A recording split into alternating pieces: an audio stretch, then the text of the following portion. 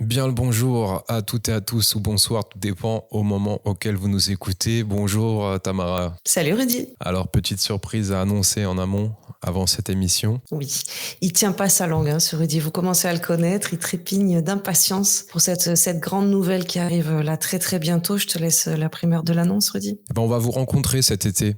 L'année dernière, on avait eu une rencontre intimiste entre nous au bord de la plage de Palavas-les-Flots lors d'une petite soirée improvisée suite à une annonce spontanée sur notre espace de communauté sur YouTube. Et là, cette année, on va accompagner encore un événement par rapport au phénomène exogène extraterrestre et étroitement en lien avec l'intervenant qu'on va recevoir. Alors il s'agira tout simplement des rencontres galactiques 3, l'événement Êtes-vous prêt qui se déroulera sur 2 sessions de 2 jours chacune au domaine de Valsoyo à Upi dans la Drôme à 15 km de Valence. La première session a lieu le samedi 2 et le dimanche 3 août et la seconde session aura lieu le mardi 5 et mercredi 6 août. Les mêmes conférences seront données sur ces 2 sessions. Le deuxième jour de chaque session se terminera par un concert en soirée dans la salle de conférence suivi d'une animation en plein air.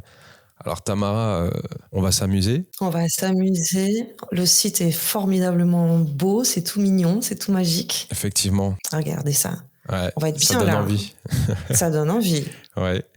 Alors au niveau des intervenants, on aura Jacques Krine qui va parler des rencontres avec des ovnis en mission d'entraînement sur Mirage 3. On aura Robert Lortal qui nous parlera d'une année passée dans une base de l'Himalaya avec des visiteurs après 2 ans de contact régulier. Paul Stonehill qui parlera quant à lui des ovnis et des OANI, donc objets aquatiques non identifiés. Il parlera également des programmes secrets en Russie. Le grand Michael Sala, il nous parlera lui des histoires des programmes secrets chinois. Elana Danan sur la technologie des vaisseaux exogènes, Dan Willis, histoire du secret sur les ovnis et physique de la conscience, Tony Rodriguez, 20 ans dans les black programmes américains et la vision à distance, JP sur ses missions spéciales dans l'US Army au contact direct des civilisations avancées, et pour finir, notre invité du jour que vous allez avoir le plaisir d'entendre en avant-première sur notre antenne, Chris Esson sur les secrets de la propulsion à antigravité et le frill, l'énergie de l'univers. Pour se procurer les places, Tamara? Rien de plus simple, rendez-vous sur au-delà.net, la nouvelle marketplace, place de marché, qu'on a mis en place avec Rudy dans la rubrique événements. On vous laisse les liens comme d'habitude dans le premier commentaire épinglé sur le site Au-delà. Également dans la description, vous ne pourrez pas les louper. Et si vous voulez nous rejoindre cet été, c'est l'occasion. Petite transition avec un jingle et on se retrouve tout de suite.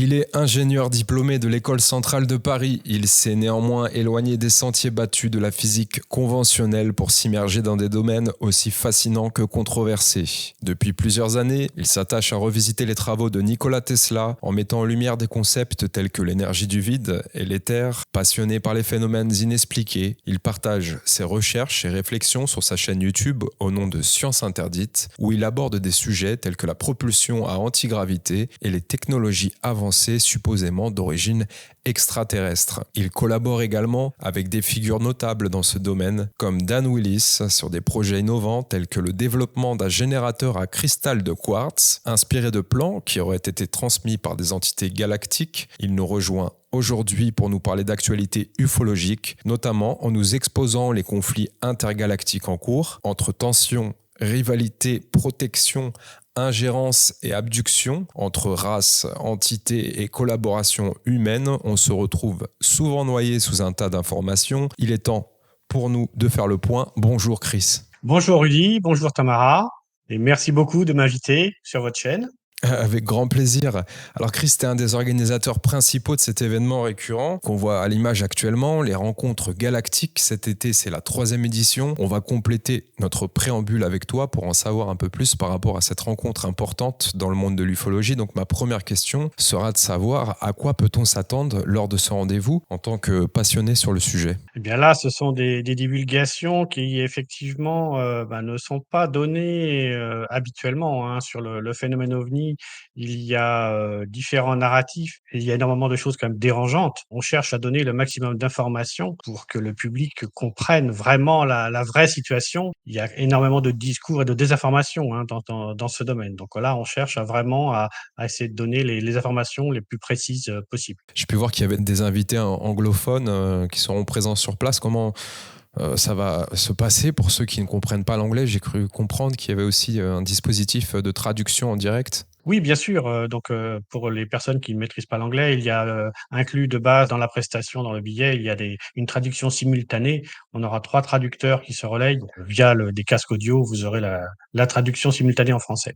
L'agenda ufologique et les conflits galactiques en cours, c'est le sujet qui nous réunit aujourd'hui. On sait que tu interviens un peu partout par rapport aux phénomènes exogènes, par rapport aux entités extraterrestres et par rapport aussi aux conflits galactiques. On va traiter de l'actualité. Ma première question, c'est Chris, de savoir déjà, selon toi, quels sont les principaux conflits galactiques en cours et comment se manifestent-ils dans notre réalité terrestre?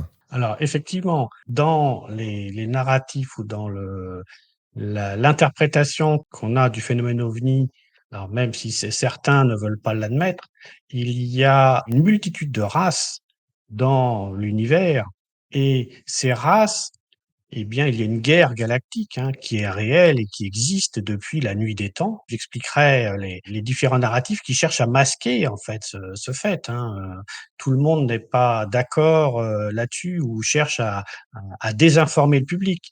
Mais les conclusions auxquelles on arrive, c'est qu'il y a plein de races qui sont capables de visiter la Terre, d'arriver jusqu'à nous, et chaque race a son propre agenda qui génère des conflits entre ces races et ces conflits et ces agendas se manifestent en particulier sur Terre, parce qu'il y a des races qui ont réussi à s'infiltrer et donc je vais rentrer dans le détail, je pense, au fil de l'émission. Il y a des races négatives, il y a des races positives et on voit que la Terre, par exemple, l'humanité, alors que normalement, avec la technologie qui est développée depuis la révolution industrielle, depuis le début du XXe siècle, toute la technologie devrait aller vers une amélioration des conditions de l'humanité et ce qu'il apparaît, c'est qu'en fait, bah, ça va de plus en plus mal. Je ne sais pas vous, comment vous voyez les choses, mais Hmm. ça va de plus en plus mal sur terre alors que la technologie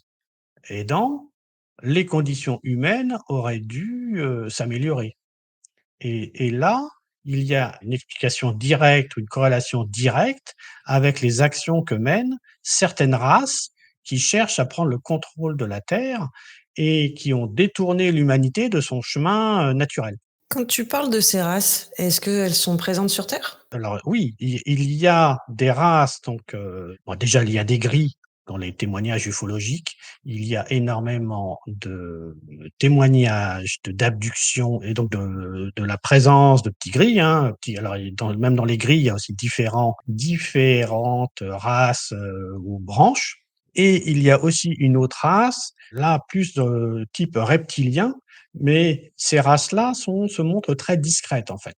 Donc c'est dans le phénomène OVNI, pour moi, il y a des races donc qui ont des agendas positifs, des races qui ont des agendas négatifs et puis d'autres races qui sont plus là en tant que visiteurs et les visiteurs, eux, ne veulent pas franchement prendre de précautions pour se cacher ou bon, ils vont essayer quand même d'être discrets, mais bon, ils vont pas prendre plus de précautions que ça et alors dans les cas OVNI, il y a beaucoup des exemples, bah, de cas de lavande, disons qui s'étaient posés dans les champs de lavande et qui prennent de la lavande là. Donc ça, c'est des exemples où là, les visiteurs ne prennent pas de précautions pour se cacher. Ils viennent prendre de la lavande ou piquer des poules. Il y a plein d'anecdotes comme ça. Hmm. Ils viennent chercher des trucs, mais là, c'est plus des races qui sont par curiosité, qui vont venir étudier la Terre, mais qui n'ont aucun agenda, en fait, ni positif ni négatif. C'est des visiteurs, en gros, hein, juste des visiteurs. Hmm. Et beaucoup de témoignages ufologiques sont sur ces cas-là parce qu'eux n'ont pas pris de précautions particulières. Et après, on va voir que si une race a des intentions négatives, elle n'a pas intérêt à trop se montrer parce que si elle se montre trop, on va prendre conscience qu'elle est là et on va se rebeller, on va faire ce qu'il faut pour la chasser. Surtout qu'ils sont quand même beaucoup plus intelligents que nous et ils savent, justement, comment on va réagir si, on comprend qu'ils sont négatifs. Donc toutes ces races négatives n'ont pas intérêt à montrer leurs intentions et à être vraiment le plus discret possible. Et puis, il y a des races positives et elles ont aussi une éthique et des règles et leurs règles et leurs principes, c'est de dire il faut laisser la race humaine évoluer naturellement et il faut être très discret pour ne pas venir perturber le cours de leur évolution. Donc, que ce soit une race positive ou que ce soit une race négative, les 2 n'ont pas vraiment intérêt à se montrer. Mais justement, on en parlait avec Egon Kregel en 1947, c'est un peu l'année de l'officialisation de l'ufologie un peu partout dans le monde, et ça a débuté aux États-Unis. On a vu un nombre d'inventions incalculables apparaître aux yeux du grand public. Énormément d'innovations dans tous les domaines, dans tous les secteurs. Pourquoi ? Il y a eu une ingérence, parce que là, si on fait une distinction entre, si on veut être un chouïa manichéen, entre le bien et le mal, il y a ingérence du côté du mal et pas d'ingérence du côté du bien. Et quid de cette année 1947 ? Alors en 47, effectivement, et même, un peu avant, donc c'est surtout les Gris ont voulu, infiltrer, la Terre et typiquement le cas de Roswell a été un crash volontaire parce que normalement ils ont pas le droit d'interférer, donc c'est contraire aux règles galactiques et le fait de dire, ils ont pas le droit de donner normalement de la technologie comme ça et le fait ils se sont fait dégommer, ils ont eu un problème technique et cetera, donc c'est une manière de donner de la technologie ou d'intéresser les humains à leur technologie ou de commencer à mettre un pied, de s'immiscer, donc c'est un cheval de Troie, pour donc à la fois intéresser les humains, montrer leur présence alors qu'ils avaient pas le droit, donc c'était une astuce en fait des petits gris. Et alors après, forcément, la technologie récupérée a permis rapidement, de développer le transistor et après, de développer, dans les années 60, le laser, le Kevlar et ça c'est le colonel Corso qui raconte ça dans son livre, au lendemain de Roswell. Bon, il y a eu tout un bond technologique, mais effectivement, déjà les premiers débris qui ont été récupérés dès 47 ont pu être, étudiés et faire un bond en avant à l'industrie. Et là, ça a été un argument pour les petits gris de dire: «En échange de technologie, on souhaite des bases, on souhaite, pouvoir faire de l'hybridation». Donc ils ont pu négocier des choses avec le gouvernement américain, entre autres. Alors on ne sait pas trop ce qu'ils auraient pu négocier côté russe ou côté chinois, mais côté américain, le fait de dire: «Regardez, on a de la technologie qui peut vous intéresser, mais en contrepartie, on veut avoir des bases, que vous nous aidiez à nous implanter» et cetera. Hmm. C'était un donnant-donnant. Et en termes de classification de toutes ces races extraterrestres, pareil, elles sont innombrables. Si on écoute sur la toile francophone, on entend vraiment un peu toutes sortes de sons de cloche. On avait un personnage qui s'appelle encore Stone Garden Teapot, qui avait eu visiblement des discussions par le biais de Twitter avec une race humite.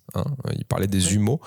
Est-ce que, selon toi, la classification de toutes ces races effectuées par ces mêmes entités est juste ?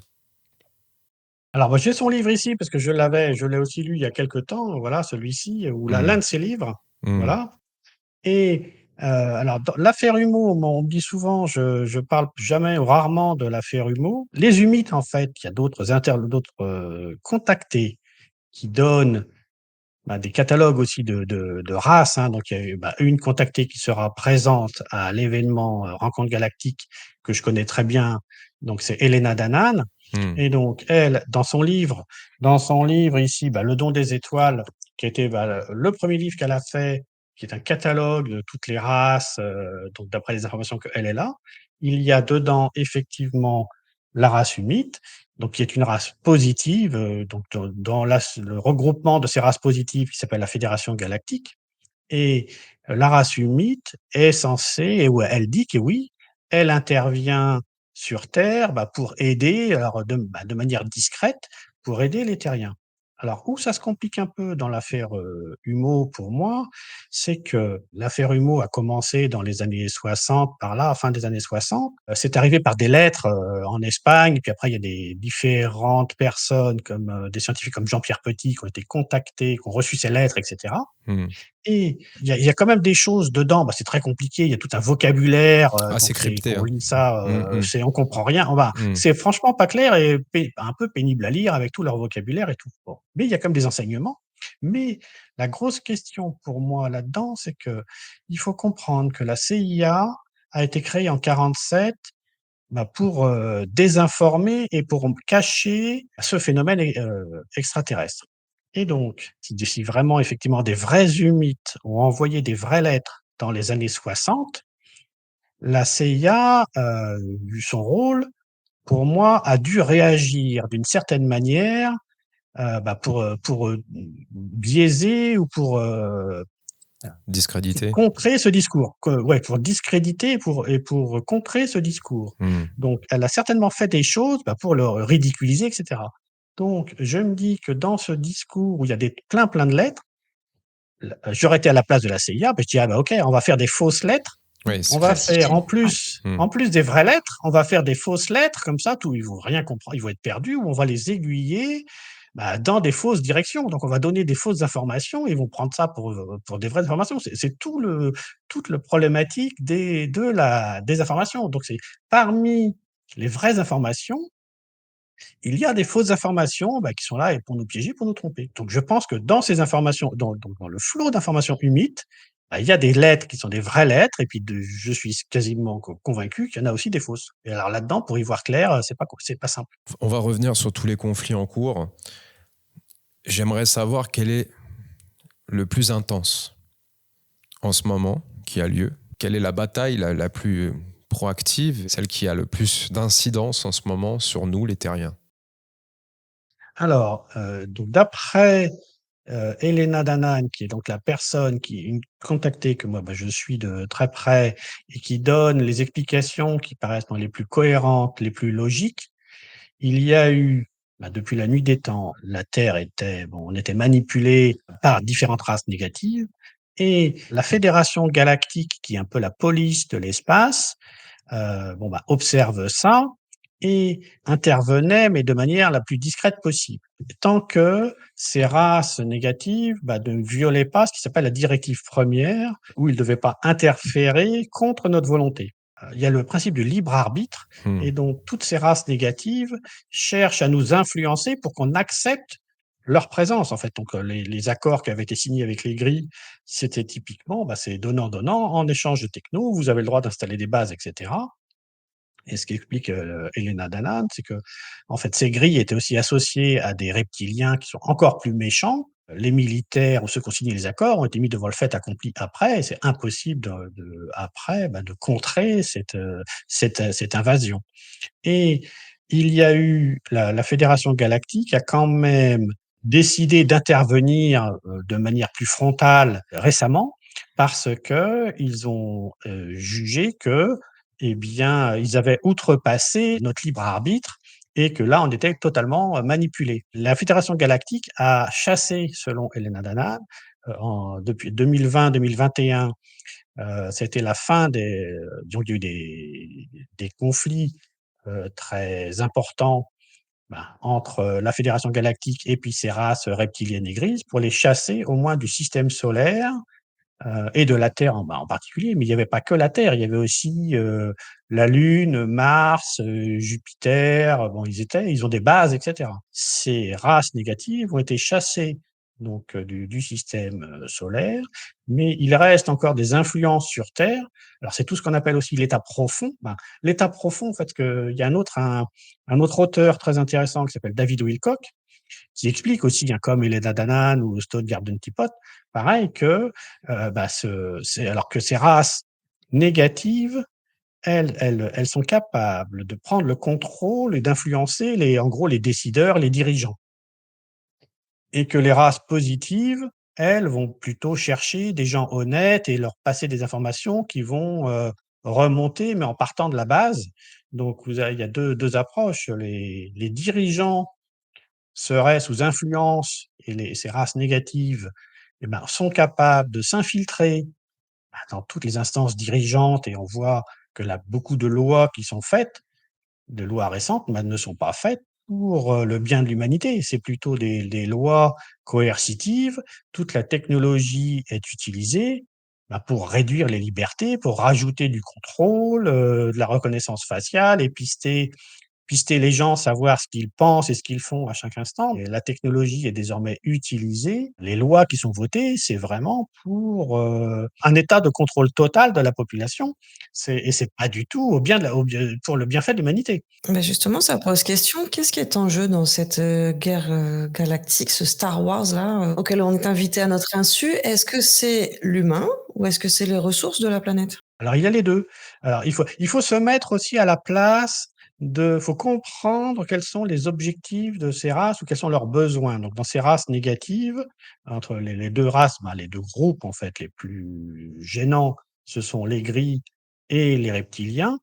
Alors qui peuvent avoir des agendas, alors des fois ils sont alliés, des fois ils sont opposés parce qu'ils ont aussi leurs propres agendas. Les gris, eux, ce qu'ils voulaient, c'était, prendre possession ou s'immiscer sur la planète et pour ça, il faut se rendre compatible avec l'environnement terrestre, la gravité, l'atmosphère et cetera. On ne peut pas s'installer, la biologie de chaque race n'est pas nécessairement totalement compatible et donc il faut déjà, réussir à s'hybrider pour que les générations futures, n'aient pas de problème, soient compatibles avec l'environnement. Donc ça, c'est un premier type d'agenda et du coup, il y a aussi un agenda, pour réduire la population, terrestre, pour prendre la place, en fait, hein. Donc il y a tout cet agenda de réduction de la population. Donc là, il y a un contacté auquel qui donne aussi des conférences aux États-Unis qui s'appelle Alex Collier, qui explique tout ça et qui disait qu'il y avait un agenda, l'agenda 2030, où lui, il dit que l'objectif était une réduction de la population de 80 à l'horizon 2030, ce qui est hallucinant. Ça nous rappelle quelque chose. Mais ça, cette réduction de la population qui était voulue par certains, donc là, on va peut-être faire peur, alors je ne sais pas dans quelle mesure votre auditoire est prêt à entendre ce genre de choses, comment. Ils ont le cuir solide, Oui, et puis on a des cargaisons de chamallows pour essayer de contrecarrer, bien donc on peut sûr. y aller. Oui. Bon, on a quand même après derrière des bonnes nouvelles qui justement le fait que la Fédération galactique est intervenue, elle a stoppé net normalement cet agenda, mais il faut maintenant que les gens se réveillent et comprennent tout ça pour dire: «Eh bien, non, on n'écoute plus là toutes ces ordres, ou ces lois coercitives, on n'est pas d'accord avec ça». Donc c'est typiquement aussi, le crédit social en Chine où là les gens, sont pistés à chaque instant, ça devient c'est de la folie. Donc, pour en revenir au gris, donc il y a reste bon, cet agenda côté gris, prendre possession de la planète et éliminer la race humaine, pour prendre sa place. Et à côté de ça, il y a aussi donc un agenda reptilien. Donc les reptiliens, alors ce qu'il faut savoir, c'est que bon, nous on est plus habitués, on imagine plutôt des races qui sont en surface de la Terre, parce que, l'humain étant implanté à la surface, on n'imagine pas trop des races, vivant sous l'eau ou des races vivant sous terre. Mais en fait, il faut être prêt à accepter que des races évoluées, peuvent vivre, non seulement à la surface, hein, de la planète, mais dans l'espace. La plupart des planètes ne sont pas aussi agréables que la Terre et donc elles ont des capacités ou développer tout ce qu'il faut, plutôt pour être, sous terre. Et en particulier donc les reptiliens sont, seraient des races, qui sont plutôt quand même, sous terre et donc il y a toute une histoire de bases souterraines, les fameuses DUMB, les Deep Underground Military Bases, qui seraient des infrastructures qui ont été, implantées. Une fois qu'ils se sont infiltrés sur terre, grâce aux accords à partir des années 50. Ils auraient mis en place, tout un réseau d'infrastructures ou récupéré aussi, des réseaux existants. Alors il y a des histoires, assez incroyables autour d'anciennes civilisations comme les Atlantes. Alors il y a eu au moment de l'Atlantide, a été détruit selon Helena Danaan. Certaines de ces races ont migré sous terre, donc il peut y avoir des races qui se sont installées sous terre, donc il y a plein de légendes, hein, de légendes ou d'histoires autour de ce qui s'appelle l'Agartha. Bon, pareil, alors ça c'est aussi pas très choquant, parce qu'il n'y a pas que des extraterrestres qui viennent de l'espace, il y aurait des races, très discrètes, hein, mais qui, ont fini par, développer leur, civilisation sous terre. Alors là, dans les invités qui viendront à Valence, le soldat de l'US Army JP, lui a vraiment rencontré un peuple, hein, c'est en Floride, il a pu voir ce qui s'appelle le peuple fourmi. Alors bon, bah, moi, quand j'ai vu ces trucs-là, au début, j'étais quand même très, très réticent. Mmh. Toutes ces histoires d'intra-terre, et cetera, c'était vraiment pas ma tasse de thé. Mmh. Bon, donc j'ai quand même mis beaucoup de temps à accepter ça.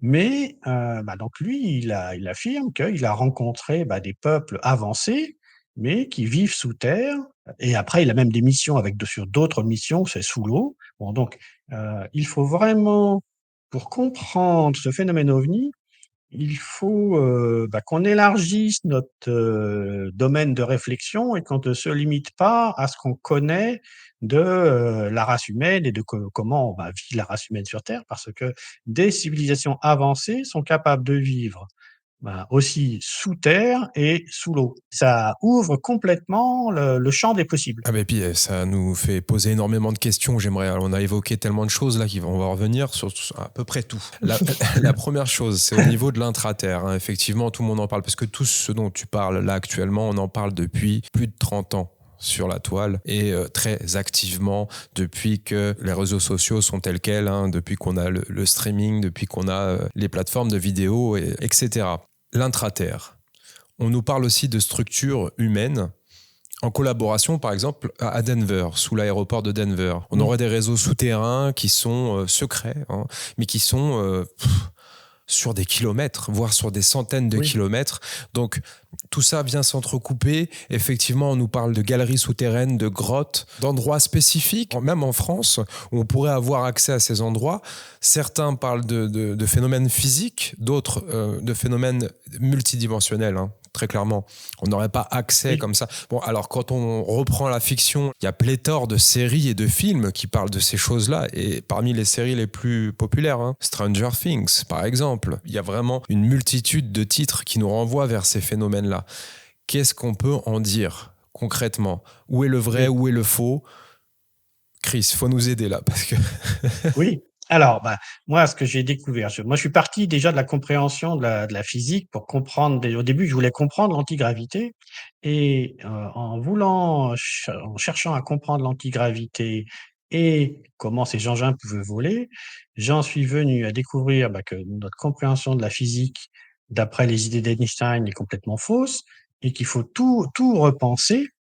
Et donc, on a, en plus de notre univers, là, tel qu'on le voit, à 3 dimensions d'espace plus une dimension de temps, il y a des notions de densité. La densité, c'est comme une fréquence radio, on va se capter, on va se syntoniser sur une certaine fréquence. Donc, selon les informations, moi, que j'ai, il y aurait 12 densités, et la 13e densité serait ce qui s'appelle la source.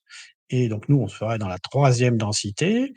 Et il y a des races qui interfèrent avec nous, dans 3e densité, 5e densité. La Fédération galactique, ces races avancées seraient plutôt de 5e densité, mais il y a encore des races encore plus avancées, et donc plus on monte dans ces densités, plus on atteint un niveau spirituel, élevé. Mhm. Donc il y a, bah, des races, bah, plus élevées spirituellement, et donc elles qui sont dans des densités encore supérieures, et dans ces histoires d'intra-terre, c'est pareil. Ces races, certaines de ces races, oui, seraient dans des densités, bah, 5e par exemple, alors il y a toute une série de livres aussi très intéressantes, d'un certain Radu Sinamar, un des livres de la série qui est sur cette histoire d'intra-terre, où cet intra-terre est accessible, où ces peuples-là sont dans des densités supérieures.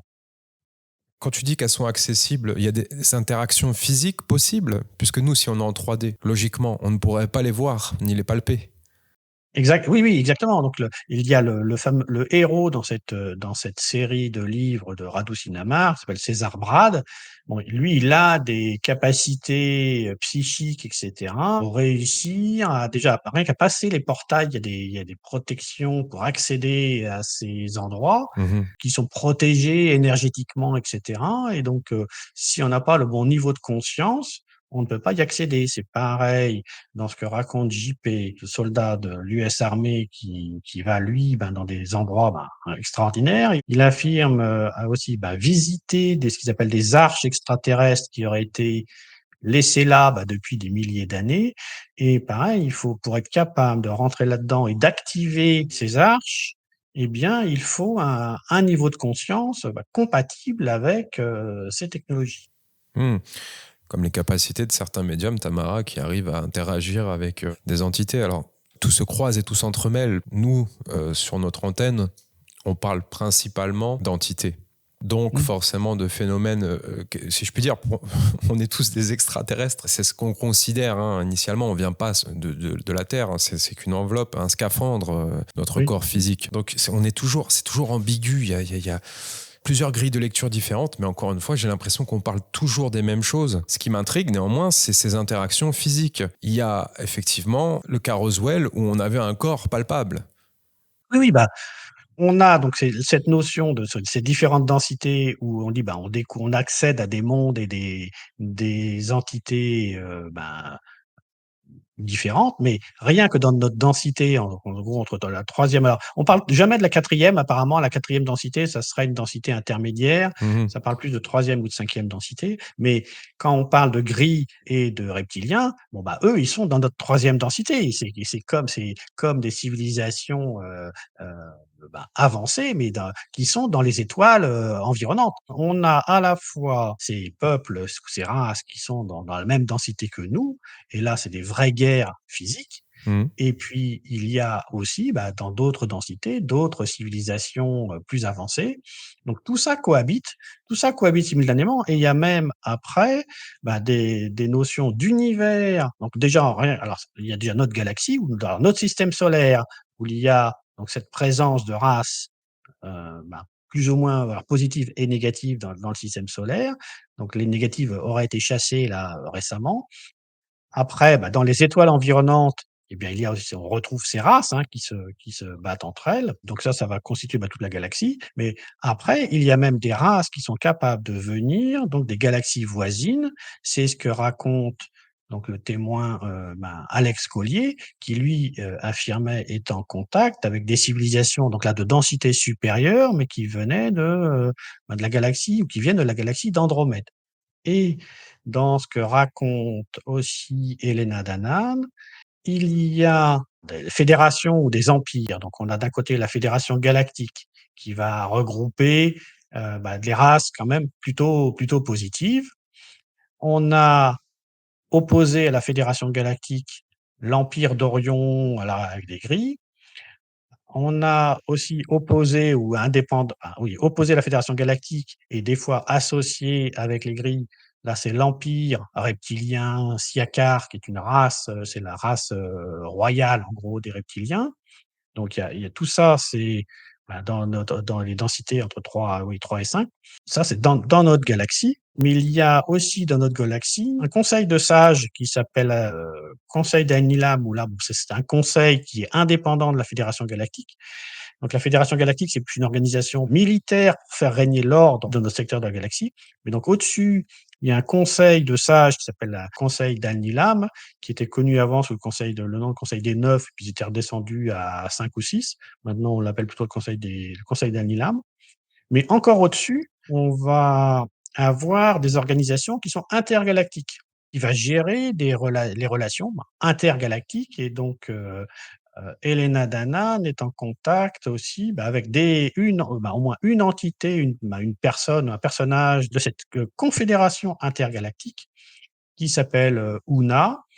Et je me suis même retrouvé en contact quand j'étais aux États-Unis dans une conférence avec Elena Danaan, où moi j'étais invité. À un moment, Elena Danaan s'est contactée à cette personne, Una, parce qu'on avait besoin de savoir si l'appareil fonctionnait ou pas, et ça dégage une énergie qui s'appelle le frill. Donc j'ai assisté au contact en direct entre Elena Danaan, assise devant l'appareil, et Una, bah, dans une autre galaxie, je sais pas où.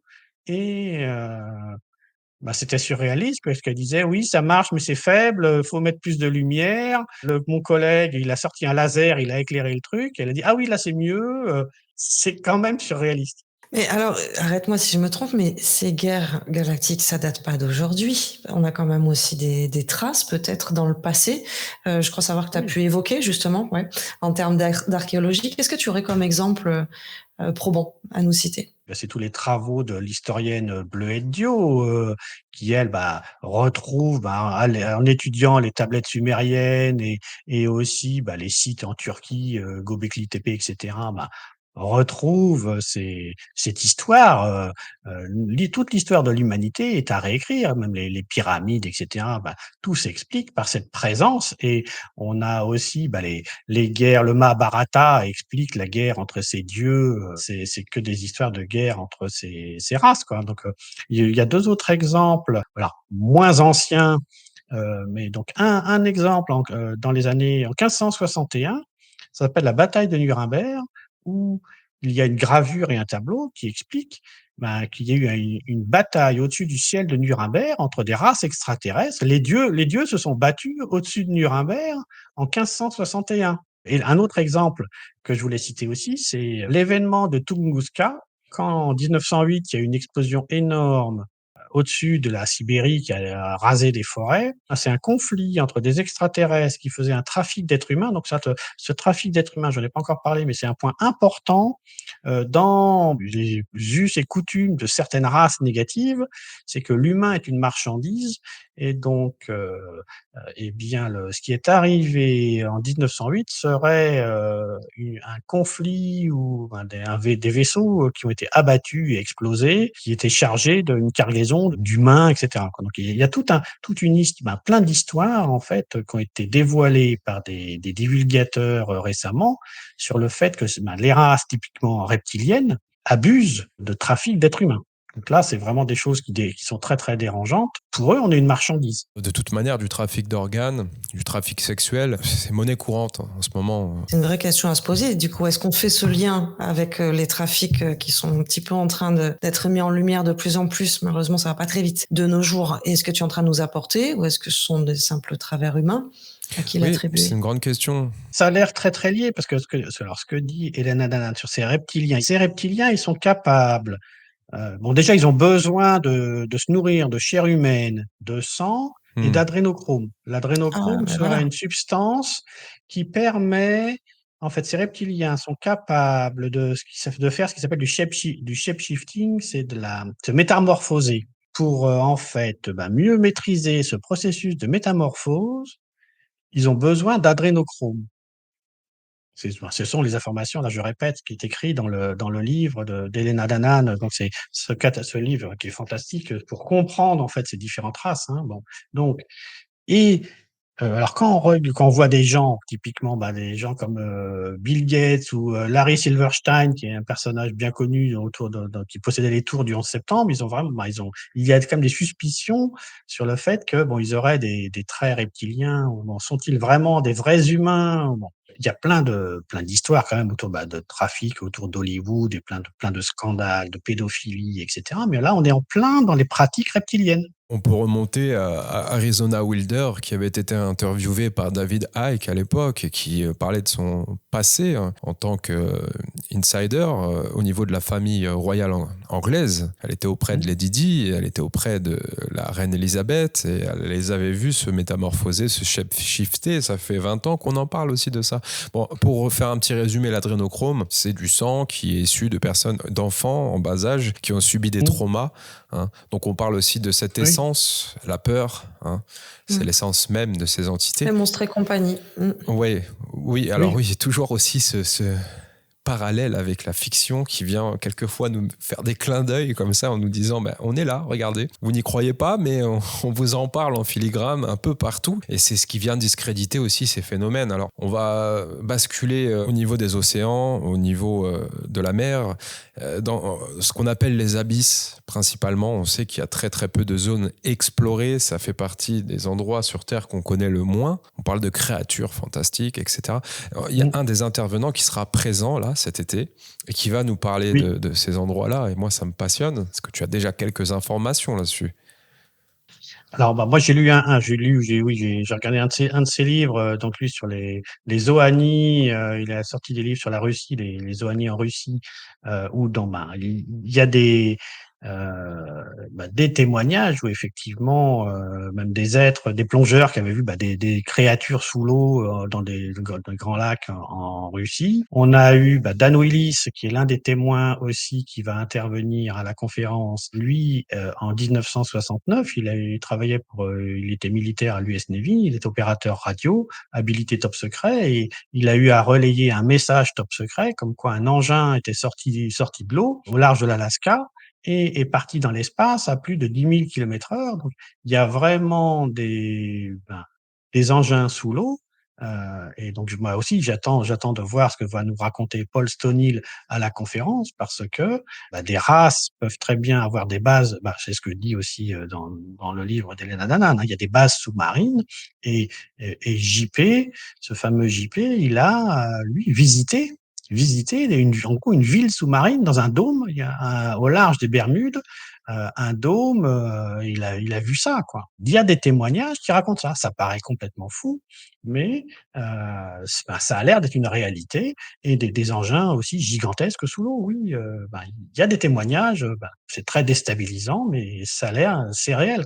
Alors pour ce qui est d'Elena Danaan, hein, qui sera aussi présente lors de ces rencontres galactiques, et ça fait un petit moment qu'on essaye de la contacter, alors on aura l'occasion de parler avec elle, c'est tant mieux, hein, on sera présent aussi. Je lui poserai directement la question, mais je te la pose à toi. Elle parle d'un implant physique, une sorte de Oui, oui. transistor, de talkie-walkie qu'elle aurait, qui lui permettrait de discuter directement avec ces races évolutives extraterrestres, Mmh. et toutes les transmissions d'informations se feraient via ce même vecteur.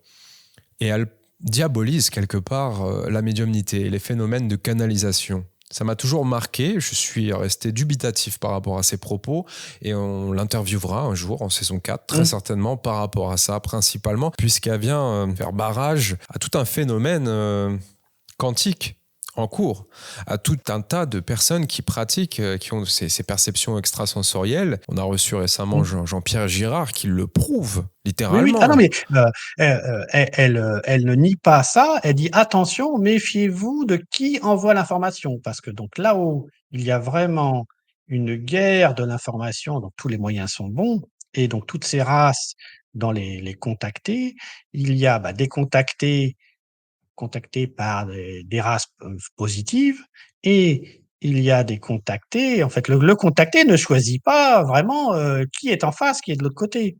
Est-ce que vous avez pu identifier des marqueurs, énergie, fréquence qui permettent d'aider au discernement? La manière déjà, Elena, elle, comment elle a eu cet implant? En fait, cet implant est à l'origine un implant gris qu'elle a reçu quand elle a eu 9 ans, mais au moment où ils l'ont mis, la Fédération galactique, ce qu'elle raconte, c'est que la Fédération galactique est intervenue et a reprogrammé ou reconfiguré cet implant sur leur fréquence. Donc la Fédération galactique sait, récupérer ou réutiliser les implants, gris. Alors elle, cet implant-là, il est pas détectable dans notre densité. Donc bon, je comprends moi qu'elle elle a beau passer des radios et cetera, c'est pas détectable dans.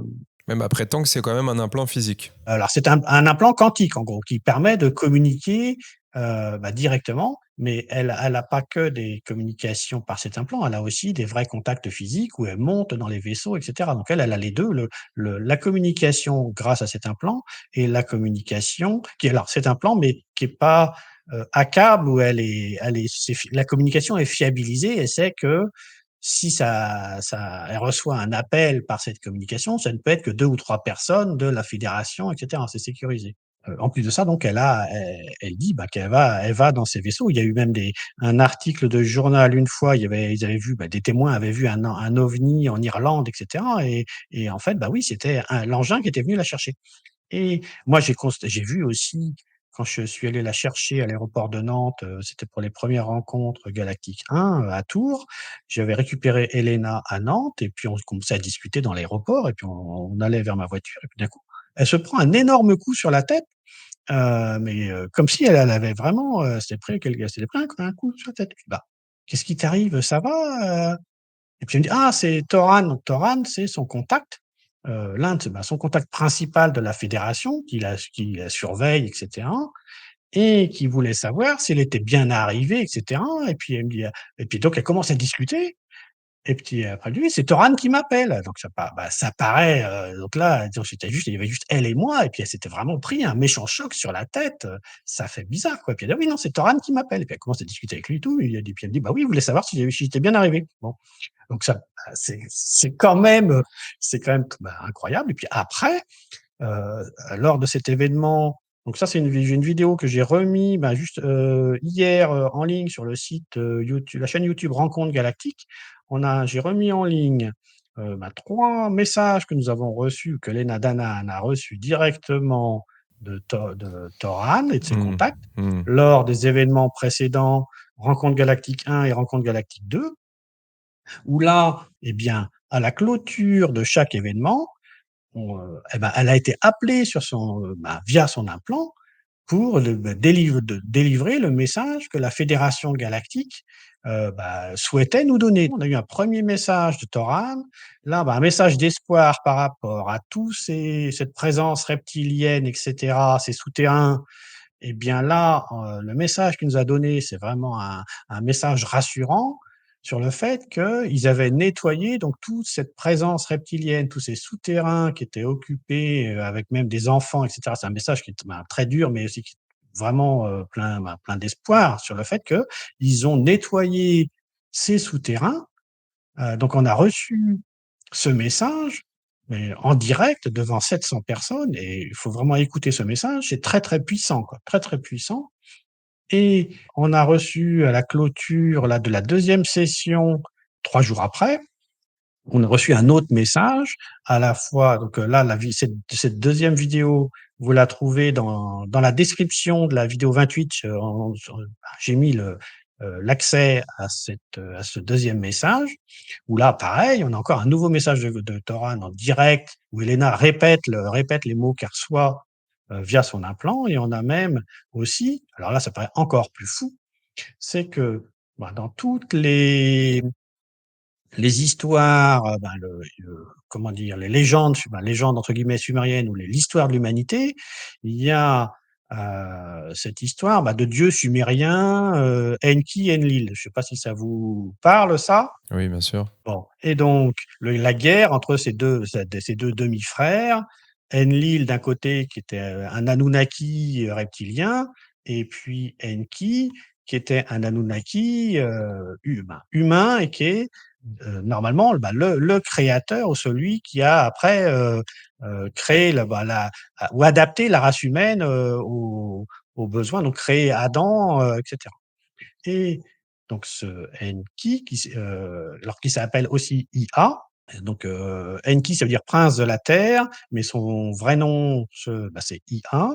Eh bien bon, c'est un Anunnaki immortel. Elena Danaan affirme être en contact avec lui, et il a pris la parole, eh bien, au moment de la clôture des Rencontres Galactiques 2. Ça paraît extraordinaire. Donc une fois que Toran avait délivré ce message, il était physiquement présent, donc dans un vaisseau, Oui, au-dessus. c'est ce qu'elle avait dit. Il y avait Heu des vaisseaux visibles dans le ciel, en ligne de soutien ouais, ouais. à Et ce donc moment-là. là, ce prince Ea, donc ce prince Anunnaki qui s'appelle Ea, donc Enki, était présent avec Toran et a délivré un message.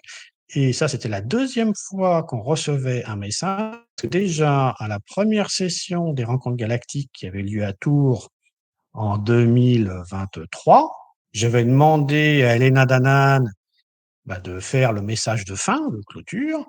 Et c'est là que, sans qu'on soit prévenu, hein, en fait, j'avais intitulé cet événement, Rencontre Galactique, un message à l'humanité, et c'était Elena Danaan, qui devait, faire la clôture et délivrer ce message.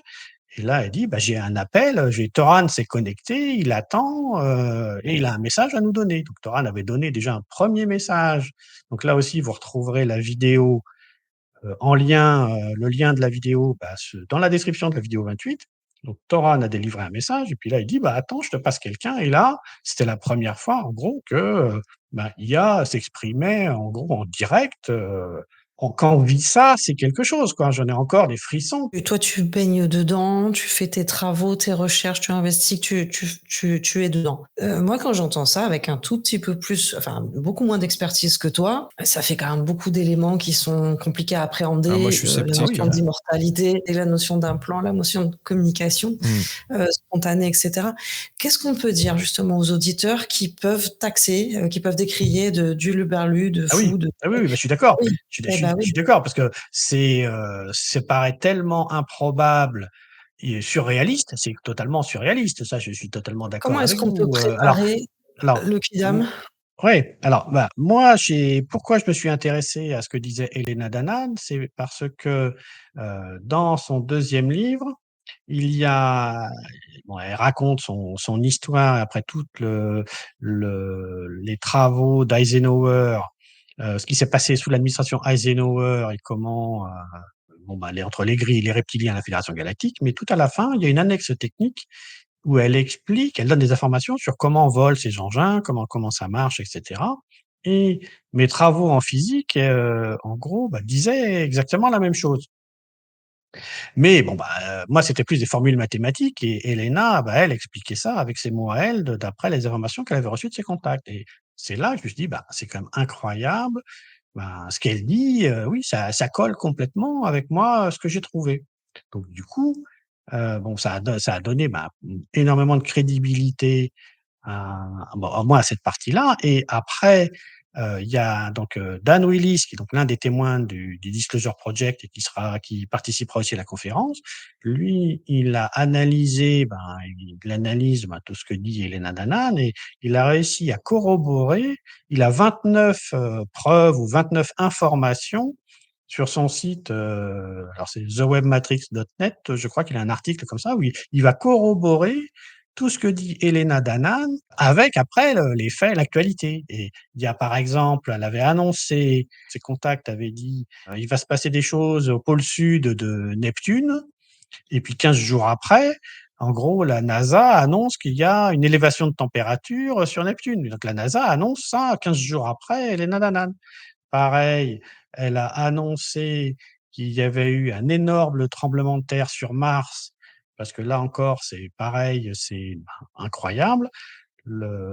Son contact, Toran, a un jeune frère, un scientifique, qui travaille avec qui nous on est en contact, donc ça paraît fou. On est via Elena, c'est elle, on échange via Elena et il affirme, donc ce frère qui s'appelle Jenan, explique qu'il est en train de préparer la planète Mars et donc de repréparer la planète Mars pour les futures colonies terriennes. Il faut recréer de l'atmosphère, et cetera. Donc c'est fou, mais ils sont en train de ce qui s'appelle la terraformation. Mmh. La terraformation, donc ça, c'est une occupation principale, en gros, des races. Les races avancées, elles ont presque deux occupations principales. La première, c'est d'améliorer les conditions des planètes pour les rendre habitables. Donc c'est ça la terraformation. Il va falloir faire ce qu'il faut parce que la plupart des planètes ne sont quand même pas habitables, directement. Donc il faut aider la nature à les rendre habitables et la deuxième préoccupation de ces races avancées, ça va être, d'adapter la génétique pour la rendre compatible avec la planète sur laquelle ils souhaitent s'installer. Mais donc pour en revenir à cette histoire de terraformation, eh bien, Elena Danaan ou son contact, Jenan avait dit: «Bah, là, oui, on est en train de faire des terraformations et on a déclenché un très, très gros tremblement de terre, sur Mars». Et puis 15 jours, en gros, quelques jours après, la NASA déclare que ils ont détecté le plus gros tremblement de terre qu'il y a jamais eu sur Mars, quoi. Il y a eu des corrélations, des vérifications Oui, oui, par c'est la suite. incroyable, Mmh. Mais oui, c'est important de les amener aussi parce que tu connais l'humain, on a besoin de ah oui, preuves, oui, on bah, a non, mais besoin de choses là, pragmatiques. ce que je vais dire là, mais il y a 95 des gens qui vont dire: «Mais ce gars, il est fou», parce que Peut-être pas sur ça notre paraît antenne. Mmh. ça paraît, tellement, extraordinaire, mais en fait, il faut imaginer ce qu'une civilisation avancée, quelles sont les préoccupations d'une civilisation avancée, ce qu'ils sont capables de faire et à partir du moment où notre physique est fausse et on se projette dans le futur, et bien là, on découvre que, bah, il faut comprendre la logique qui amène à ces informations et donc le fait que des races avancées cherchent à s'installer, sur des planètes, cherchent à améliorer les conditions de vie des planètes, cherchent à s'hybrider pour se rendre compatibles avec ces planètes, c'est tout ça en fait, c'est logique, mais c'est tellement, en avance sur nous, notre état d'esprit et cetera que ça paraît surréaliste. Moi, mon scepticisme provenait plutôt, alors c'est pas du tout par rapport au côté paranormal, extraordinaire de la chose, puisqu'on est habitué de traiter de ces thématiques-là, et je pense que le côté ubuesque sera assimilé et digéré de la part de notre auditoire, il n'y a aucun souci là-dessus. En revanche, c'est par rapport à cette authenticité proclamée de la part d'Elena Danaan, parce que je t'entends la citer en tant que source principale par rapport à toutes les réponses que tu nous apportes. Et c'est son discours de dire que toutes les canalisations, moi j'avais entendu dire toutes les canalisations extérieures sont mauvaises. Elle parlait de moyens technologiques. La seule confiance qu'on peut attribuer à des réponses sont par le biais, par le vecteur de moyens technologiques. Et nous, moi, je me méfie de la technologie, principalement. Tu parles d'un implant d'origine exogène, donc de la part des grilles, initialement, et qui a été court-circuité, piraté par la Confédération Galactique et qui lui transmet ces messages. Et ouais, je suis un petit peu sceptique et on n'a aucun problème ici pour parler franchement avec nos intervenants. C'est pas pour autant qu'on est passionné par ces propos et puis on a envie d'y croire. Il y a Kim Gogan aussi, je sais pas si tu en as entendu parler, mais qui a aussi donné énormément d'informations. Pam de Thier RND qui est une sorte d'érudit par rapport à l'ufologie, qu'on l'avait invité aussi, qui traite de tous ces messages qu'on a pu récolter ici et là. Voilà, moi, ma grande question, c'est cette corrélation qu'on aurait entre la spiritualité et l'ufologie. Et il y a quand même une sorte de fossé qui se creuse entre les uns et les autres par rapport à des croyances. On peut employer le terme par rapport à une certaine foi divergente. Et puis toujours cette notion un petit peu d'élitisme qu'on retrouve beaucoup. Enfin, je sais pas, par exemple, E.T., ça date de une quarantaine d'années. On était tout petits quand c'est sorti. Donc, il y a eu une petite période où on nous habituait, nous, petits humains, bêtes, comme nos pieds, à entrevoir plus grand que nous. Et puis, on a en même temps le discours de, on divulgue, mais un petit peu pas trop parce que la population n'est pas prête, on veut pas choquer les humains, etc. Mais en même temps, oui, mais on divulgue rien du tout, en fait. Il y a rien qui avance en 30 ans ou en 40 ans. C'est-à-dire que si Elena n'est pas là, alors quoi? Il y a rien. Il y a aucune information.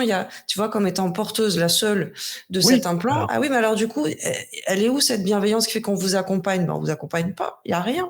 Ça n'avance pas. si, alors ce que je veux préciser donc pour en revenir à cette guerre psychologique ou cette guerre de l'information entre les races, entre les reptiliens, les grilles, la Fédération galactique, les grilles, eh bien, eux, donc, cherchent à s'acheter une conduite ou à se faire passer, donc, toutes ces races négatives, n'ont pas intérêt à ce qu'on les prenne pour des races négatives.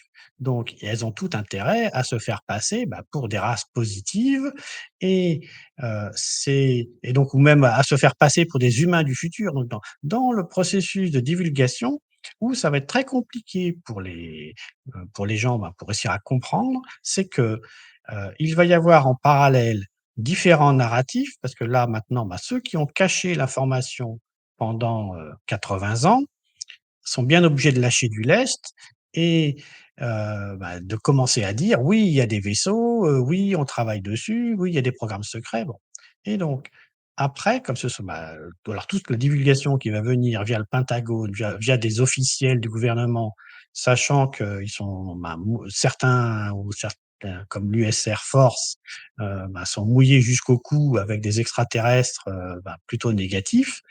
Le problème, c'est comment ils vont réussir à divulguer à la population, heu, ça et ils vont en dire un peu, mais ils peuvent Mais pas j'ai envie de tout te dire, dire c'est parce que pas à c'est eux choquant. de faire ça, en fait. C'est là où moi je bug un petit peu. Dire, en fait, c'est pas à eux de gérer un agenda et on va y aller doucement. Et puis, ouh là là, on va voir qu'on leur a menti, qu'on n'a rien dit. S'il y a vraiment une volonté d'accompagner l'humain et de divulguer, d'ouvrir les consciences et d'aller vers du mieux, c'est pas nécessaire de passer par ces êtres corrompus.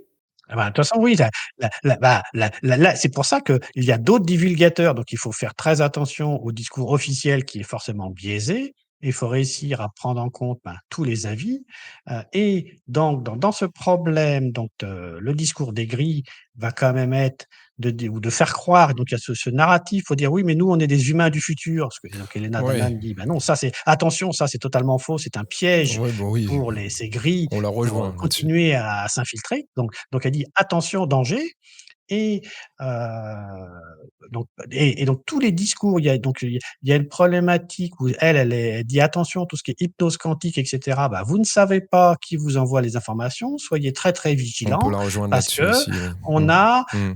OK, bah, comment savoir qui est derrière? Parce que ces races sont capables d'interfacer la conscience, se connecter et ils exploitent justement. C'est très facile d'exploiter, bah, les personnes, les médiums, les personnes sensibles. Il faut absolument, ben, ils ont besoin de faire passer leur message. Donc les premières personnes, tous ces gens qui ont des capacités psy et cetera et donc ils vont utiliser ces capacités psy pour faire passer leur message. Donc son discours, c'est: «Attention, danger, soyez très, très vigilants, soyez, heu, comment dire? Oui, Averti.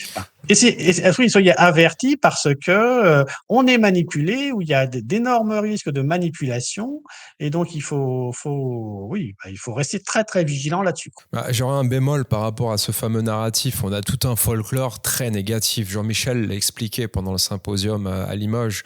On nous fait peur avec les extraterrestres. Je veux dire, les reptiliens, on ne peut pas les assimiler à des entités positives. Il y a eu la série V. Il y a énormément de polémiques autour des reptiliens. Si bien que certains parlent de reptiliens évolutifs et non involutifs et qui peinent à faire entendre leur théorie alien.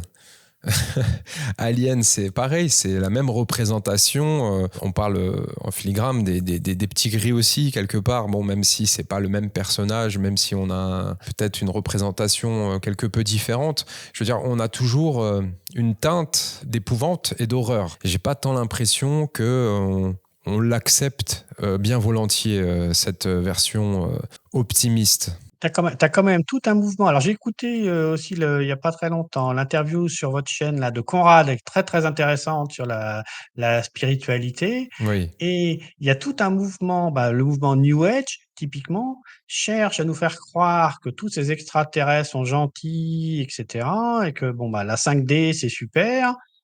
Bon, mais donc attention, danger, c'est justement pour masquer, bah, toutes ces choses, qui fâchent, hein, qui sont très, très dérangeantes sur l'agenda des gris et des reptiliens et il y a même Steven Greer qui était bon un des éléments, moteurs principal, dans le phénomène, dans le processus de divulgation qui avait organisé la grande conférence en 2001, Disclosure Project. Son discours maintenant est quand même très, très surprenant parce qu'il dit, «Il y a des programmes secrets, mais et tous les extraterrestres sont gentils». Mais c'est, voilà, on peut comprendre que certainement ces personnes qui sont très impliquées dans le processus de divulgation reçoivent des menaces terribles sur leur vie et qui sont obligés de dire ce genre de choses, parce qu'ils Bah, ils sont menacés, quoi. c'est pas plus crédible que de dire que tous les terriens sont gentils. Enfin, ça tient pas la route. Oui, oui, mais non, ça ne tient pas la route, mais c'est son discours maintenant. Et Hmm. ça paraît effectivement, c'est surréaliste, mais il dit tous les extraterrestres sont gentils. Mais oui, je suis d'accord, ça ne tient pas la route. Mais donc le mouvement New Age, c'est pareil, le mouvement New Age ne parle pas ou évite de parler, tout ce qui est reptilien, gris, on va parler des choses qui font plaisir, mais pas des choses qui fâchent. Alors qu'il y a déjà quand même pour ne pas se faire avoir, eh bien, il faut être conscient de tout ça pour, ne pas accepter, tout ce qui est hybridation. Donc il y a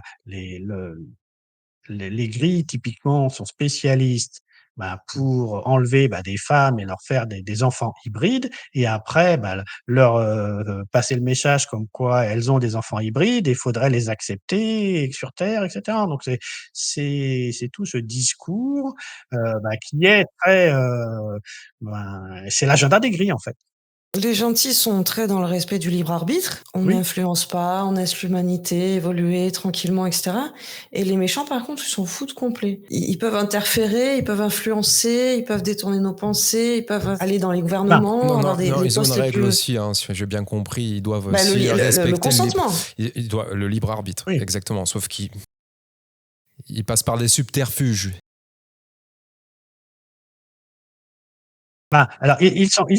Alors ils sont très présents, mais discrètement parce que, se montrer le risque, c'est de trop perturber notre évolution naturelle et donc ils sont obligés d'agir, mais ils agissent énormément, mais dans la plus grande discrétion, mais ils agissent quand même, donc c'est le message qu'on a reçu de Toran, donc l'année dernière, donc cette fameuse vidéo 28 où ils disent: «Ils ont nettoyé les souterrains» et cetera. Alors on entendait, il y avait beaucoup de témoignages, en 2021 par là d'explosions la nuit. Les gens entendaient des bruits sourds la nuit et cetera. Donc il y a eu vraiment des actions et il disait dans son message que ça fait 10 ans qu'ils y travaillent. Donc ils y travaillent, mais à leur manière, en se montrant le moins possible parce que, il ne faut pas, modifier ou, trop interférer dans notre évolution naturelle et il faut aussi qu'on fasse l'expérience, du mal pour comprendre ce que c'est, parce que sinon les gens, ne veulent pas comprendre. On a beau expliquer là, même, là, tout ce qui s'est passé en 2020 avec les injections et cetera, les confinements, les gens ne veulent pas comprendre ou d'accepter qu'on s'est fait avoir, quoi. Alors certes, il y a ce phénomène du New Age qui est apparu notamment dans les années 60-70, qui a pris de l'ampleur. La CIA y est pour beaucoup là-dedans, avec l'avènement aussi de l'ère du Verseau, à travers les mouvements et les courants hippies. Donc on est conscient de tout ça. Et effectivement, on en a parlé avec Conrad. En revanche, quid de notre conscience? Parce que s'il y a un conseiller bienveillant quelque part, c'est notre conscience. Pourquoi dans le milieu ufologique, on ne parle pas de ça? C'est ça qui m'intrigue le plus. On fait souvent allusion à une aide extérieure. Je sais que Toran a parlé de souveraineté et d'individualité, enfin tout au moins, de reprendre son pouvoir interne lors du message qui a été délivré pendant les rencontres galactiques 2, qui a été retransmis par Elena Danaan. Pourquoi on ne l'applique pas? Puisque on peut canaliser des entités extérieures, mais la plupart du temps, c'est notre moi supérieur. Et des grands scientifiques en parlent. Jean-Pierre Gagné-Mallet, presque rendu factuel ces propos-là, en parlant du double temporel, en l'étudiant, et en donnant des travaux assez exhaustifs là-dessus. Est-ce que c'est pas là la canalisation ultime qui nous permet de verrouiller, de sécuriser les informations? Effectivement, c'est à nous, de faire nos propres analyses, de se retrouver, donc heu, c'est je trouve plus les mots, Mais mais alors, je, c'est je vais reformuler. Il y a un sauveur extérieur quelque part. Toujours, moi. J'ai l'impression qu'il y a une attente d'aide extérieure dans les milieux ufologiques. De la part d'être bienveillant en 5, 6, 7D, peu importe. On parle des Pléiadiens, on parle des Arcturiens. Enfin bon, on va pas tous les ah oui, mais ça énumérer. ça c'est ouais, ça c'est le New Age. Dans le New Age où c'est un peu ça, mais le discours qu'on a, c'est à nous de finir le travail. C'est vraiment, à nous de nous prendre en charge et de pas attendre. Ils vont faciliter, mais c'est vraiment à nous de nous prendre en charge, hein. C'est vraiment le discours, hein. Il y a cette chaîne Action Pléiade. Quand j'ai lancé Meta TV en 2011, il n'y avait pas encore les directs. On était parmi les premiers, on a travaillé avec Dailymotion, on était parmi les premiers à faire du streaming en France. Et il y a cette chaîne qui a émergé et qui a posté du contenu dans toutes les langues différentes et qui a fourni des informations assez impressionnantes. Je me suis énormément renseigné, c'est devenu une source, Mmh. une de mes sources principales. Est-ce que tu connais cette chaîne? Ah non, pas du tout, non, non. Ok, ouais, ça m'a toujours interpellé et effectivement, est-ce que les extraterrestres viennent poster sur Twitter quand on parle des humos, ce qui a été le cas avec des messages codés, est-ce Mmh. qu'ils postent sur YouTube avec la chaîne Action Pléiade? On a vraiment tout et son contraire sur la toile, on est perdu quelque part, Chris. Oui, oui, j'étais tombé moi sur une chaîne, soi-disant pareil de contacter et tout, mais heu, pour moi, c'était de la désinformation justement par ces races négatives qui veulent nous envoyer, nous mettre sur une fausse piste, soi-disant avec des discours bienveillants, mais tout ça c'est un peu pour nous piéger, quoi. Donc c'est tout ce qui va être autour de ce New Age, il faut vraiment être très, très méfiant. Hmm. Mais qu'est-ce qu'on a comme moyen? Alors, ça me tend un petit peu la perche par rapport aux travaux que tu fais avec ce générateur à cristal de quartz et le lien qui est fait aussi avec notre conscience. Est-ce que tu peux nous en parler de façon assez accessible, j'allais dire, à tout le monde? Alors, là, pour l'instant, on en est au tout début, donc on a reçu des plans, via Elena Danaan et donc le frère de Toran qui s'appelle Jenan, donc qui lui travaille sur Mars, donc à faire de la terraformation, à préparer l'arrivée des colonies, dans le futur et on a reçu donc des plans d'un appareil qui s'appuie sur la technologie à base de cristal, sur lequel, travaillait déjà il y a une dizaine, dans les années 80, quelqu'un qui s'appelle Marcel Vogel avec Dan Willis. Donc Dan Willis était, une des personnes qui travaillait avec Marcel Vogel, et Marcel Vogel est l'inventeur du disque dur et des cristaux liquides, et s'était spécialisé dans, l'utilisation de cristaux pour des soins énergétiques, et il avait découvert qu'il fallait tailler ces cristaux de manière très précise avec, un certain angle à la pointe et un certain angle en bas, donc 60°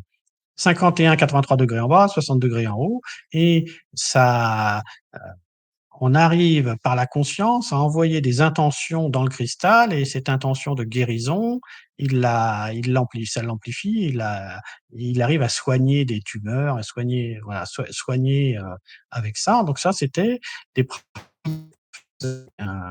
Marcel Vogel, et Dan Willis a pu poser, plein de questions autour de ces pratiques à à Jenan via Elena, et tout ça c'est regroupé dans un site, qui s'appelle marcelvogel.org, où là, il y a toutes ces informations, et maintenant on a, 200 pages de dialogue avec Jenan, où il reprend, à chaque fois, il reprend les informations, le contexte et tout, bon, mais on en est à plus de 200 pages de dialogue entre Dan Willis et Elena Danaan, et ce contact Jenan, et là, il nous a donné, plus d'informations techniques sur ce que permettent ces cristaux, qu'il y a une notion de vortex dans ces cristaux qui permettent d'ouvrir des portails spatio-temporels, qui permettent d'accéder à l'énergie illimitée de l'univers qui s'appelle le Frill, et il y a une manière d'exciter le cristal pour générer ce Frill avec des bobines mises en place autour du cristal, un fil de cuivre, un fil d'argent,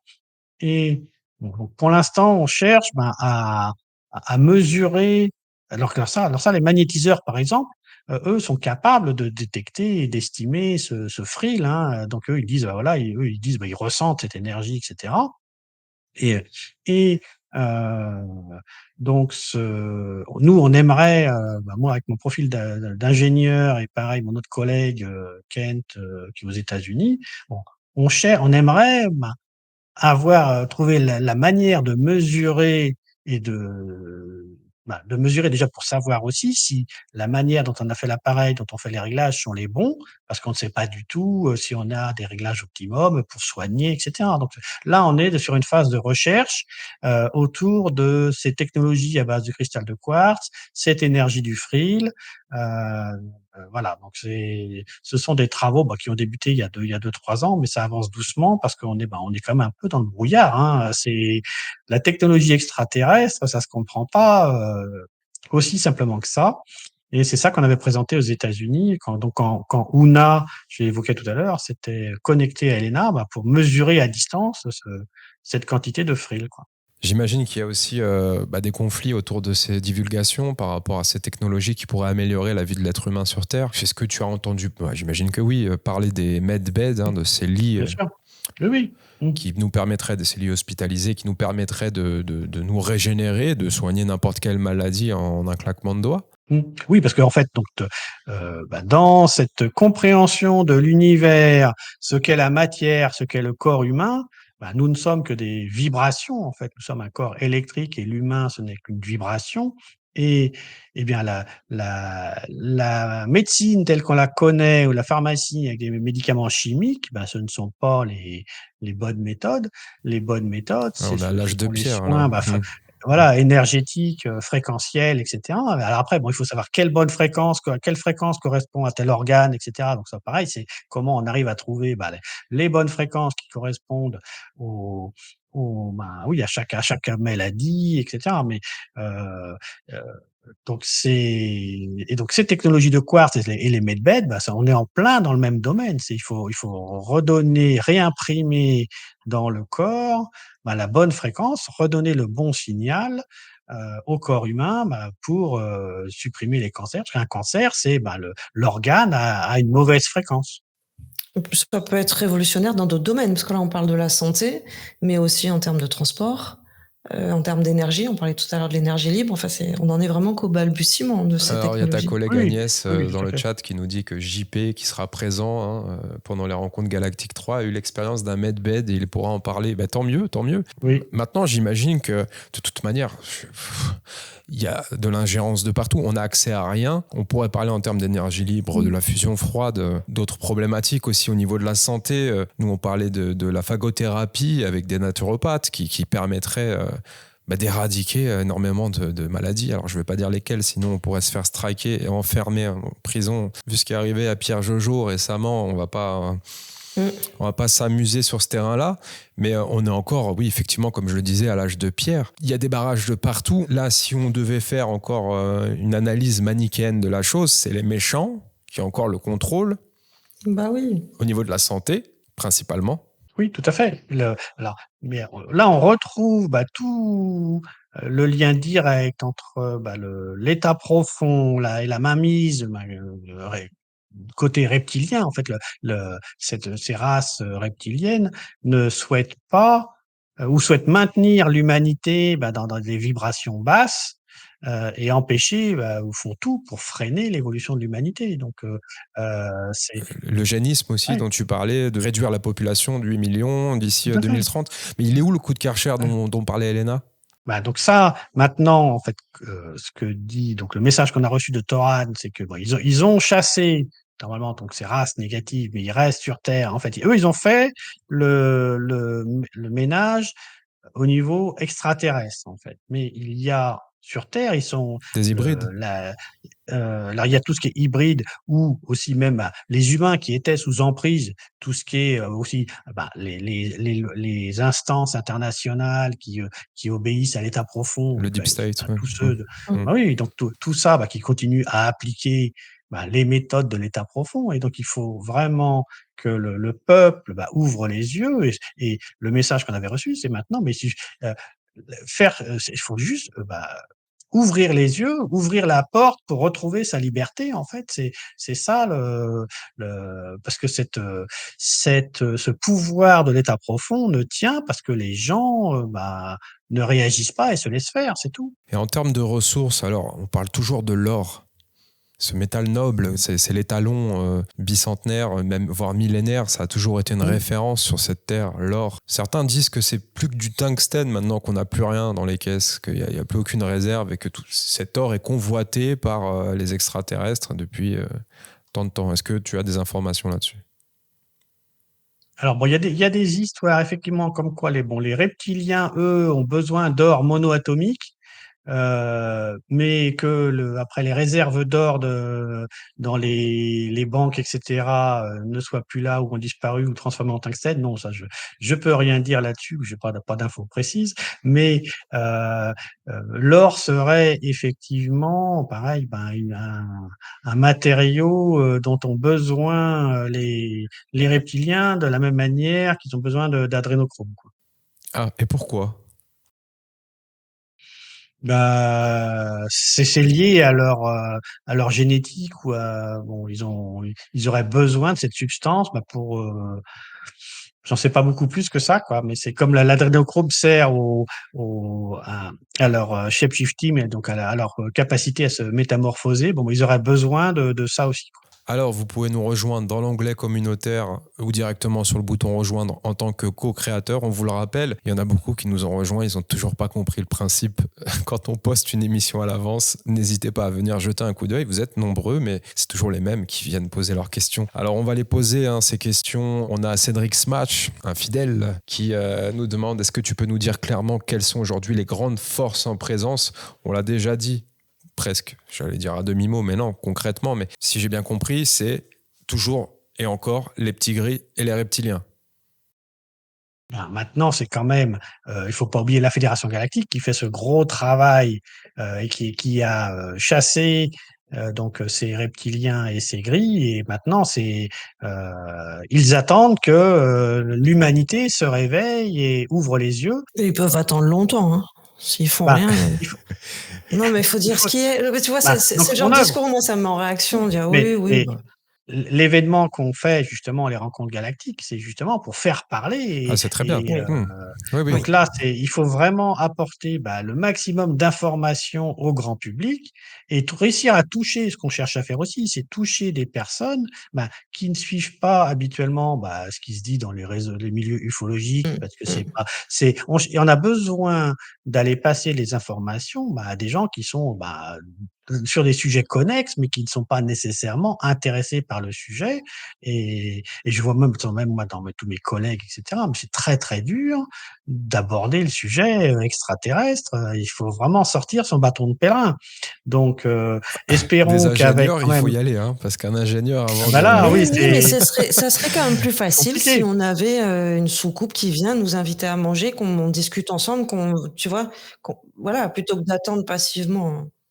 Bon, pardon, je râle un peu, mais c'est de la Ouais, provocation ouais, voulue, mais hein. mais le fait qu'il y ait, cet effort de divulgation aux États-Unis, bon alors même si c'est de la divulgation contrôlée et qu'ils y vont franchement, petite cuillère par petite cuillère, ça permet de remettre le sujet, dans les médias, reparler de ça. Bon après pour réussir à donner les bonnes informations et la totalité des informations, il va se passer un certain temps j'imagine, mais il faut, déjà réintéresser la population qui s'est fait laver le cerveau depuis 70 ans. Donc, espérons que ça va aider. Heu, il y a quand même cette volonté côté gouvernement Trump de, déclassifier les dossiers. Oui, comme voulait le faire JFK déjà à l'époque. Ce qui lui a provoqué cette fameuse balle magique. Donc on dirait pas deux grandes forces en présence, mais plutôt trois grandes forces en présence. Et les galactiques, pour moi, c'est Star Trek. Pareil, c'est flou, c'est une nébuleuse. C'est quoi? C'est des humanoïdes en uniforme moulant? Ah non, donc là, il y a beaucoup d'humains. Donc dans ces races, en fait, bon, il y a ce sont des humains, mais qui ont, en gros 5-10 000 ans d'avance sur nous, mais là, beaucoup sont, d'apparence humaine. C'est alors dans les livres, même d'autres livres, ils parlent de nordiques, donc c'est des gens, qui paraissent, Les voilà, grands de blonds? de style nordique, voilà, des grands blonds style nordique. Bon, donc et alors, ce qui est important aussi, c'est que, heu dans ces nordiques, il y a une règle des 80-20 en gros, que ce soit aussi dans les grilles, les reptiliens et tout.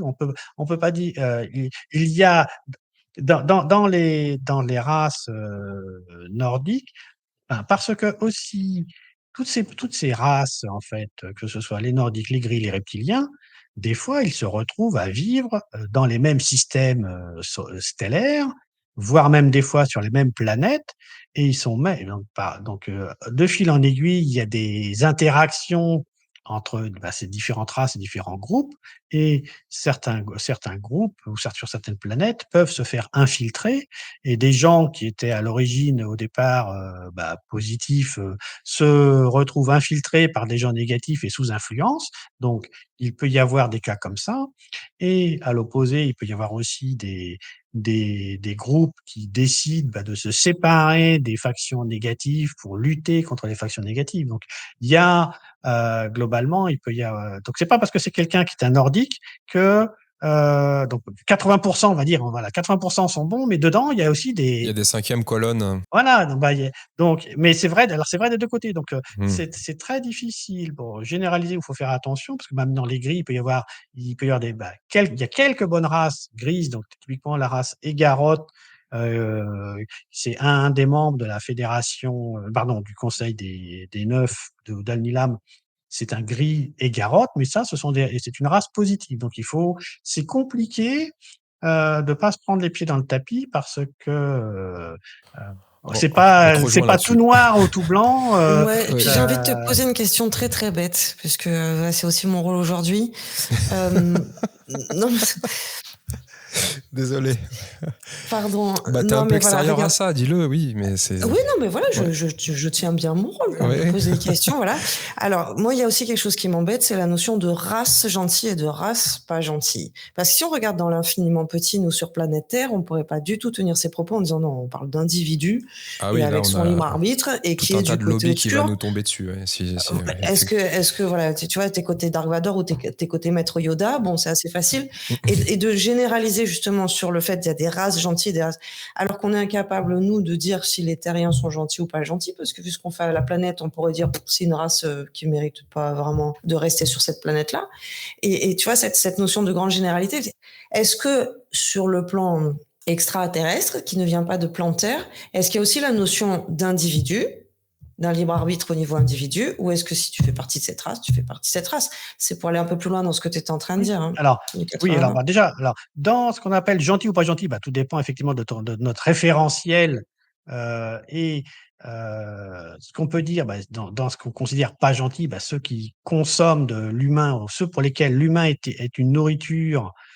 Donc quand c'est une race qui va dire ok, ils ont besoin de chair fraîche et de sang, ceux-là, c'est intrinsèque à leur nature, ils ont besoin de se nourrir d'humains et d'enfants, etc. Donc bon, ça, c'est pour ça qu'on les appelle pas on les considère pas gentils, parce que c'est leur mode de nourriture qui fait que ils ont ces pratiques. Bon. Alors après, dans ces races, en termes de conscience, ce qu'explique Elena, donc tu as des races, certaines races grises, ou la plupart des races grises ont ce qui s'appelle une conscience de ruche. Donc, ils n'ont pas d'individualité, c'est comme les abeilles, les fourmis. Donc, ils vont, ils se comportent comme une ruche où ils sont de concert, et cette conscience, elle est collective. Et ils agissent en groupe, ils ont pas cette conscience individuelle. Donc ça c'est, la plupart des races grises, mais pas toutes. Et il y a d'autres races, ça va être plutôt un peu comme, alors comme les oiseaux, où ça va être, une conscience mais de groupe. Donc c'est le groupe qui va se comporter de la même manière. Et puis après, tu as les consciences individuelles. Donc tu retrouves, ces différentes catégories. Alors, on continue au niveau des questions des co-créateurs. Qui s'oppose à qui? Et surtout, alors qui s'oppose à qui? On a déjà répondu à cette question. Oui. Est-ce que la Terre reste un enjeu stratégique pour eux? Alors, je vais reformuler, y compris pour la Fédération. Est-ce que c'est important? Certains disent que si on perd la Terre, on perd toute la galaxie.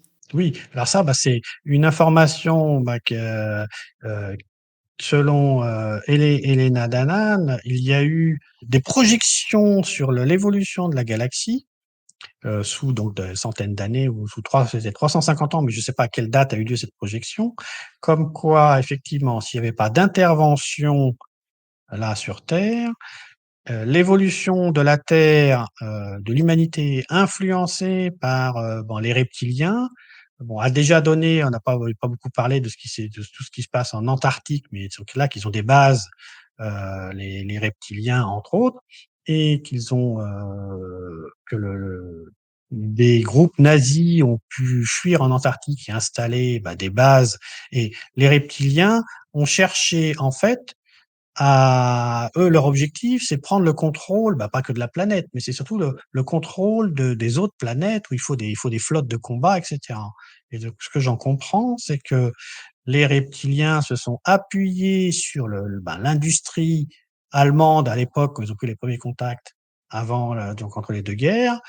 Et après, ils ont réussi à mettre en place, grâce à l'industrie allemande, et puis maintenant en faisant le forcing aussi sur l'industrie américaine, à développer une flotte de combat, mais qui est pas pour la Terre, qui est pour intervenir dans d'autres systèmes stellaires.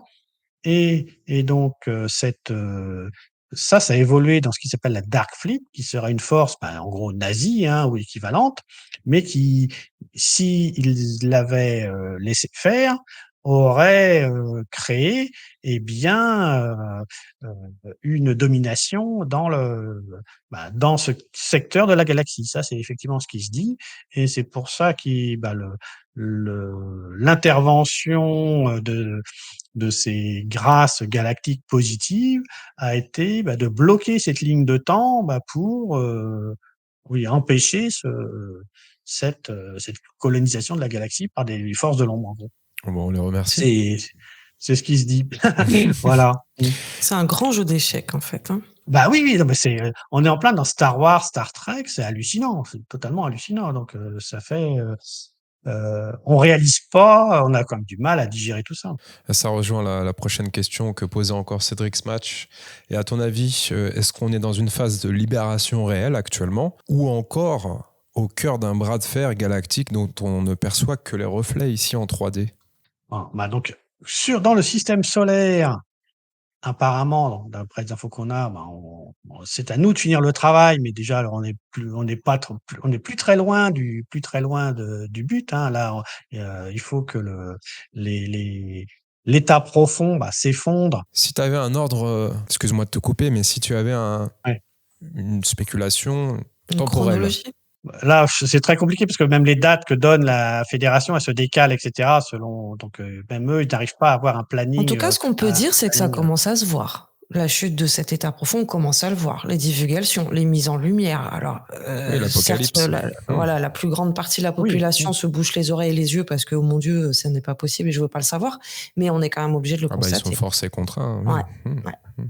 C'est en faut cours. espérer. Oui, c'est normalement, on est en plein dedans l'événement là, qu'on fait, c'est pour aider aussi, on a vraiment quand même nous, moi et ma collègue, Agnès, avec qui j'organise cet événement, l'impression d'être guidés pour organiser cet événement, les choses s'alignent, c'est quand même incroyable, heu comment on a ce sentiment d'être aidé, par, là-haut, c'est, heu, ça paraît, c'est vraiment un peu ils ont besoin de toute façon, nous, on est un peu leur force au sol pour exécuter leur plan.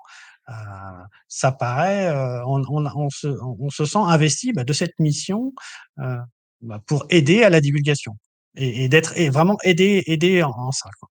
Dernière question des co-créateurs Asinama Madani. Ces êtres venus d'ailleurs peuvent-ils encore interférer sur notre libre arbitre, selon toi, Chris? Donc là, ils cherchent, oui, dans ce processus de divulgation, c'est là que Helena nous dit: «Restez méfiants». Ils cherchent encore, de toute façon, ils jouent leur dernière carte, hein, mais c'est ce processus de divulgation, il va y avoir une lutte, c'est un peu la lutte finale, donc c'est, Propagande contre i propagande. oui, oui, donc c'est exactement ça. Donc il faut vraiment réussir à faire la part des choses parce il va y avoir plein de discours qui vont s'affronter, on le voit déjà, Oui. hein, Mmh. donc il y a tous les divulgateurs, on y perd un peu son latin dans les différents messages des divulgateurs, selon que ce divulgateur est sous bonne influence ou sous mauvaise influence. Donc là, on est dans le dernier combat. Au moins pour la terre, il y a d'autres, ailleurs, c'est pas fini, j'imagine, mais pour la terre, on est un peu dans la dernière ligne droite avant que les gens, comprennent vraiment la situation et il faut qu'il y avoir oui, il faut pas se faire avoir sur le narratif et accepter, ces hybrides ou c'est le plan des grilles et cetera, donc c'est là-dessus qu'il faut être très, très vigilant.